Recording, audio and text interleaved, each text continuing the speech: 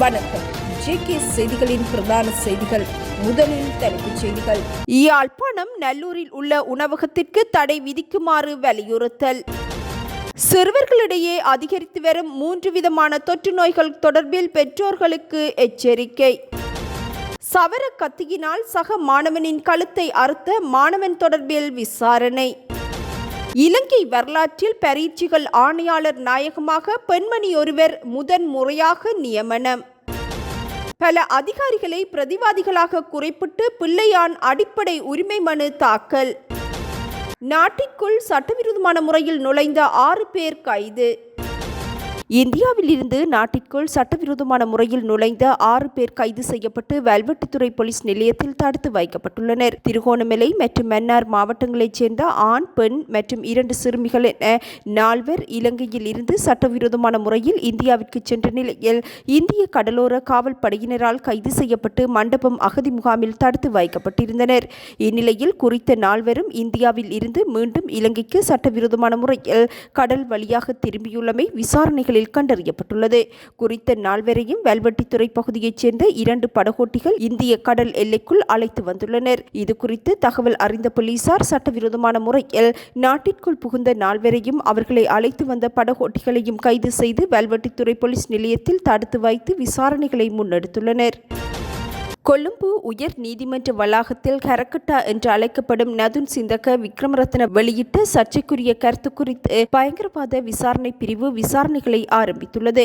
ஹரக்கட்டா என்ற ஒழுங்கமைக்கப்பட்ட குற்றவாளியான நதுன் சிந்தக விக்ரமரத்ன வழக்கு ஒன்றிற்காக கொழும்பு உயர் நீதிமன்றத்திற்கு அழைத்துச் செல்லப்பட்ட போதிலும் நீதிமன்ற வளாகத்தில் இருந்து மீள அழைத்துச் செல்லப்பட்ட போதும் டிரான் அலஸ் மற்றும் தேசபந்து தென்னக்கோன் குறித்து ஊடகங்களுக்கு சர்ச்சைக்குரிய கருத்தை வெளியிட்டிருந்தார். இவ்விடயம் தொடர்பில் விசாரணைகளை முன்னெடுப்பதற்காக பயங்கரவாத விசாரணை பிரிவைச் சேர்ந்த அதிகாரிகள் குழு ஒன்று நியமிக்கப்பட்டுள்ளதாகவும் விசாரணைகள் ஆரம்பிக்கப்பட்டுள்ளதாகவும் போலீசார் தெரிவித்துள்ளனர். முன்னாள் அமைச்சர் சிவனேசத்துறை சந்திரகாந்தன் என அழைக்கப்படும் பிள்ளையான் உயர் நீதிமன்றத்தில் அடிப்படை உரிமைகள் மனு ஒன்றை சட்டத்தரணிகள் ஊடாக தாக்கல் செய்துள்ளார். கிழக்கு பல்கலைக்கழக துணைவேந்தர் கடத்தப்பட்டு காணாமற் போன சம்பவம் தொடர்பில் கைது செய்யப்பட்டு பயங்கரவாத தடுப்புச் சட்டத்தின் கீழ் தடுத்து வைப்பதற்கு குற்றப்புலனாய்வு திணைக்களம் மேற்கொண்ட தீர்மானத்தின் ஊடாக தனது அடிப்படை மனித உரிமைகள் மீறப்படுவதாக தீர்ப்பளிக்க கோரிய பிள்ளையான் குறித்த மனுவை தாக்கல் செய்துள்ளார். இம்மனுவில் குற்றப்புலனாய்வு திணைக்களத்தின் விசேட விசாரணை பிரிவின் பொறுப்பதிகாரி மாதவ குணரத்ன, குற்றப்புலனாய்வு திணைக்களத்தின் பணிப்பாளரும் சிரேஷ்ட போலீஸ் அத்தியட்சகருமான இமேஷா முத்துமால, பதில் போலீஸ் மா அதிபர் பிரியந்த வீரசூரிய, பாதுகாப்பு அமைச்சர் மற்றும் சட்டமா அதிபர் ஆகியோர் பிரதிவாதிகளாக பெயரிடப்பட்டுள்ளனர்.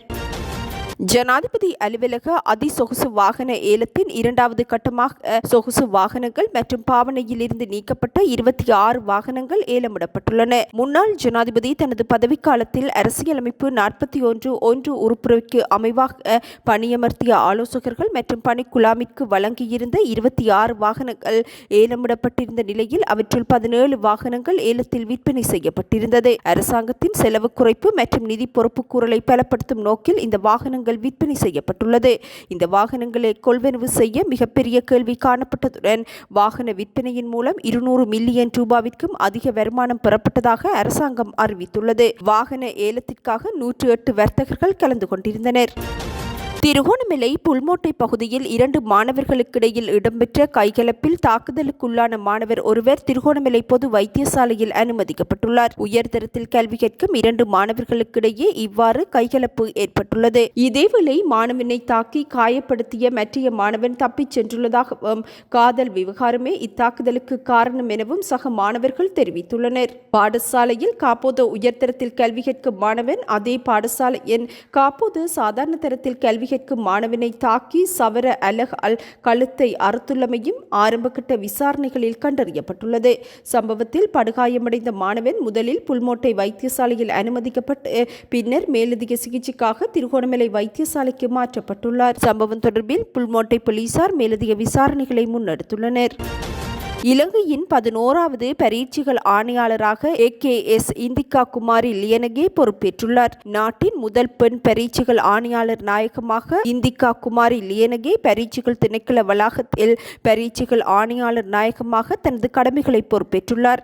நாட்டின் 11வது பரீட்சைகள் ஆணையாளர் நாயகம் இவர் ஆவார். இலங்கை கல்வி நிர்வாக சேவையின் 2005 தொகுதியைச் சேர்ந்தவர் இவர் என்பதும் குறிப்பிடத்தக்கது. பரீட்சைகள் ஆணையாளர் நாயகமாக நியமிக்கப்படுவதற்கு முன்பு தேர்வுத்துறையின் இரகசிய பள்ளி தேர்வு கிளைக்கு பொறுப்பான பரீட்சை ஆணையாளராகவும் நிர்வாகம் மற்றும் புலனாய்வு கிளைக்கு பொறுப்பான பரீட்சை ஆணையாளராகவும் பணியாற்றியுள்ளார். கொழும்பு DS சேனநாயக்க கல்லூரியின் துணை முதல்வர் மற்றும் முதல்வர் பதவிகளையும் வகித்துள்ள புதிய பரீட்சைகள் ஆணையாளர் நாயகம் காலி சங்கமிதா கல்லூரியின் பழைய மாணவர் என்பதும் குறிப்பிடத்தக்கது. ருகுணு பல்கலைக்கழகத்தில் முதல் பட்டம் பெற்ற திருமதி லியனகே கொழும்பு பல்கலைக்கழகத்தின் கல்வி முதுகலை பட்டத்தையும் கலனி பல்கலைக்கழகத்தில் மொழியியல் கலை முதுகலை பட்டத்தையும் பெற்றவர் என்பதும் சுட்டிக்காட்டத்தக்கது.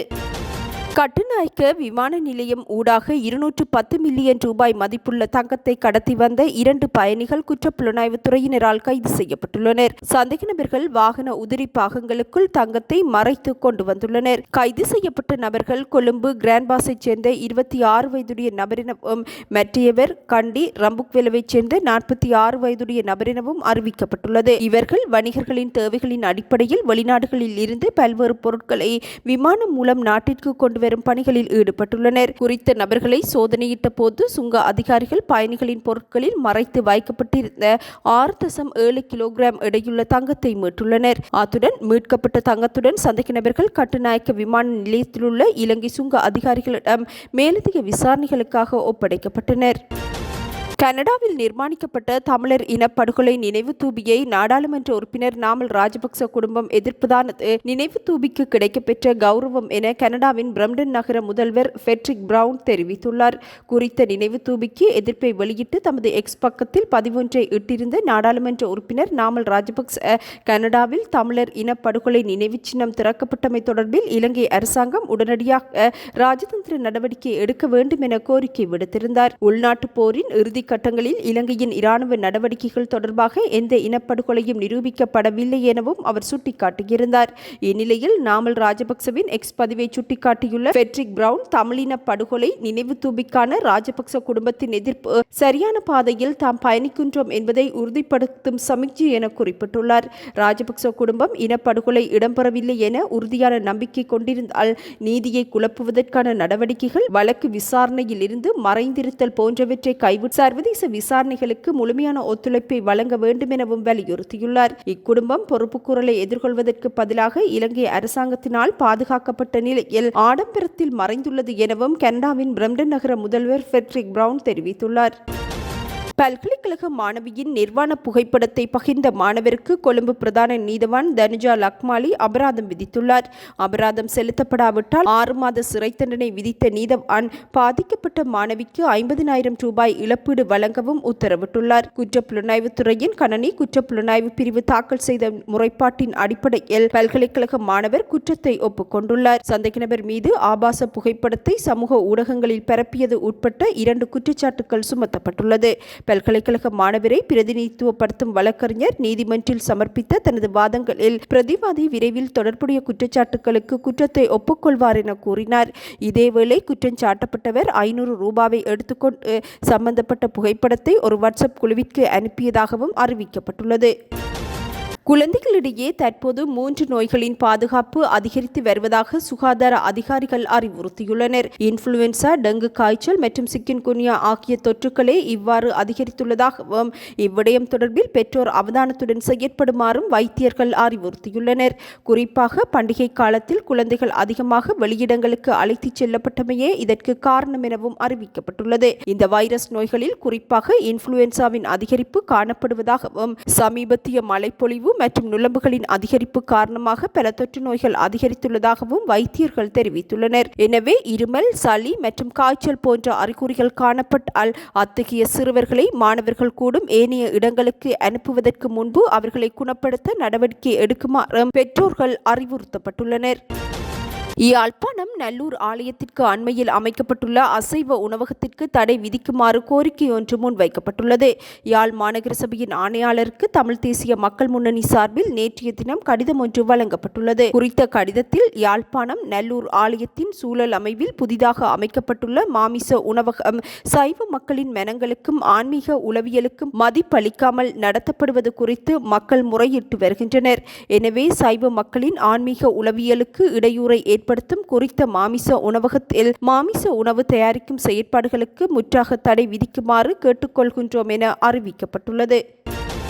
வீட்டின் படுக்கையறையில் சந்தேகத்திற்கிடமான முறையில் ஒருவர் உயிரிழந்து கிடப்பதாக எம்பிலிப்பட்டிய போலீசாருக்கு கிடைக்கப்பெற்ற தகவலுக்கு அமைய விசாரணைகள் முன்னெடுக்கப்பட்டுள்ளன. எம்பிலிப்பட்டிய போலீஸ் பிரிவின் ஹல்மில்ல கெட்டிய பகுதியில் உள்ள ஒரு வீட்டில் நேற்றிரவு குறித்த நபரின் சடலம் கண்டெடுக்கப்பட்டுள்ளது. உயிரிழந்தவர் துங்கம்ம எம்பிலிப்பட்டிய பகுதியைச் சேர்ந்த 45 வயதுடையவர் என போலீசார் தெரிவித்துள்ளனர்.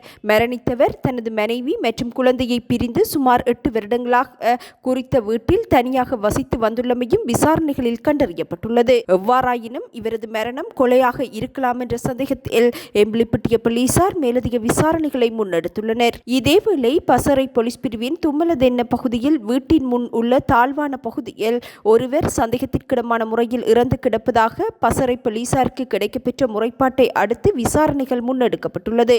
உயிரிழந்தவர் அம்பதென்ன பசறை பகுதியைச் சேர்ந்த 41 வயதுடையவர் என போலீசார் தெரிவித்துள்ளனர். சடலம் நீதவான் விசாரணைகளுக்காக சம்பவம் நடந்த இடத்தில் போலீஸ் பாதுகாப்புடன் வைக்கப்பட்டுள்ளதுடன் போலீசார் மேலதிக விசாரணைகளை முன்னெடுத்துள்ளனர்.